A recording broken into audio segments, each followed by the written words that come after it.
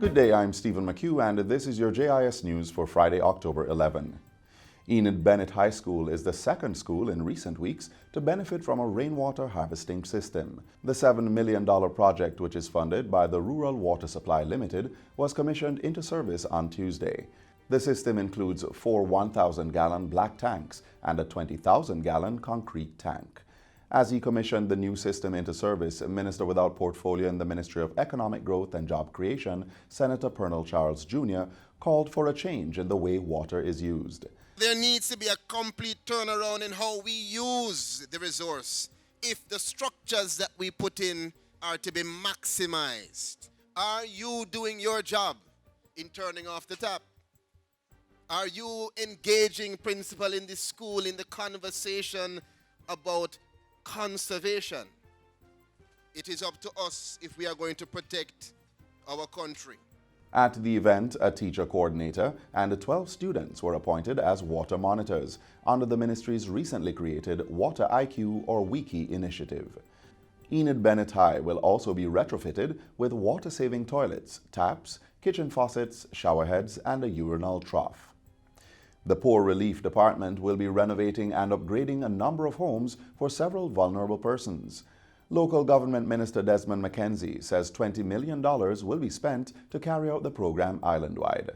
The funds will be shared across each municipality for the poor relief officers to conduct repairs to houses that are occupied by those registered poor. So those who are on the poor relief list, who the Poor Relief Department have the responsibility of taking care of them in terms of paying their rent and ensuring that they live in a proper environment, those homes will get some attention out of this $20 million. The minister made the announcement on Monday as he handed over a house to an elderly woman.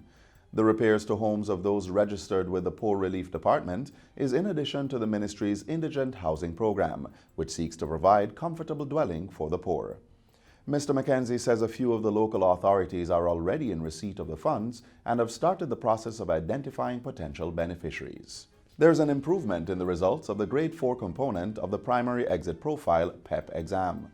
Minister with Oversight for Education, Carl Samuda, made the announcement during Wednesday's post-cabinet press briefing. The Grade 4 literacy and numeracy tests, it is interesting and very encouraging to note that in the area of literacy, we are at 83%, which is 1 percentage point over last year. But the area of real success and encouragement to the ministry and should be to Jamaica generally is the increase in numeracy, which has moved from 74% up 74%, and that's up 6% over last year. The minister adds that the Grade 4 and 5 PEP results have been sent to the schools for revision. In the meantime, Acting Permanent Secretary in the ministry, Dr. Grace McLean, says the report on the Grade 5 results should be completed within a week and Grade 4 by the second week in November. After that, a national report will be distributed to the schools. What we have done is to send these to the schools so that they can do their review.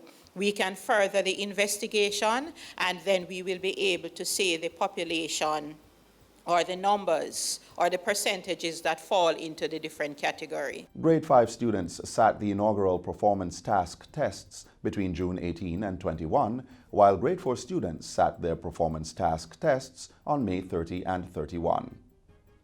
Also coming out of post-cabinet, the construction of the Yallas Fire Station in St. Thomas is to begin shortly. Cabinet granted approval of a $109.49 million contract to Alcar Construction and Haulage Company Limited. The new fire station will be constructed to withstand several natural disasters, particularly stormwater surges. The works will include the construction of two single-story structures using reinforced concrete and beam construction to house firefighting equipment, engine bays, dormitories, as well as administrative and training facilities. Very, very long overdue, and this will make a great difference to the people who suffer from fires from time to time. Meanwhile, 3 more buses are being provided to transport public sector workers who use the Government Employees Transportation Service, GETS, to travel to work and home.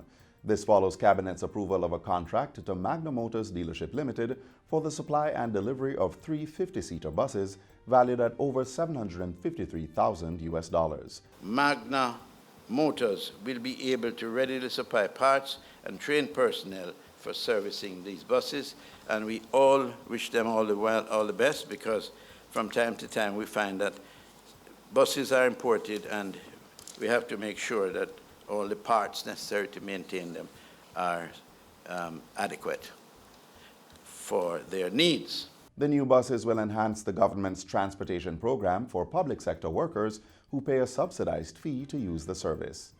And finally, the Ministry of Health and Wellness is implementing a number of strategies to encourage breastfeeding and the health of mothers and infants. Parish nutritionist with the Western Regional Health Authority, Doncia Murray, says mother-to-mother support groups are being established to encourage exclusive breastfeeding beyond a baby's first few weeks after birth. During a recent JIS think tank, she added that infant and young child feeding facilitators have been dispatched across the region. These facilitators are carrying out educational activities at clinics to promote healthy practices for mother and child. Meanwhile, a medical officer of health in the region, Dr. Marcia Johnson-Campbell, says while an increasing number of men are being supportive of breastfeeding, more males need to get on board. In our education and our sensitization, we will show ways in which men can actively participate and support the breastfeeding mother. So even, for example, if the milk is expressed and placed in a clean container or cup, then the father can be the one to feed the child from the cup with the breast milk. She says fathers can also help in other ways, such as doing chores while mothers breastfeed. And that's it for JIS News Today. I'm Stephen McHugh. Thanks for watching.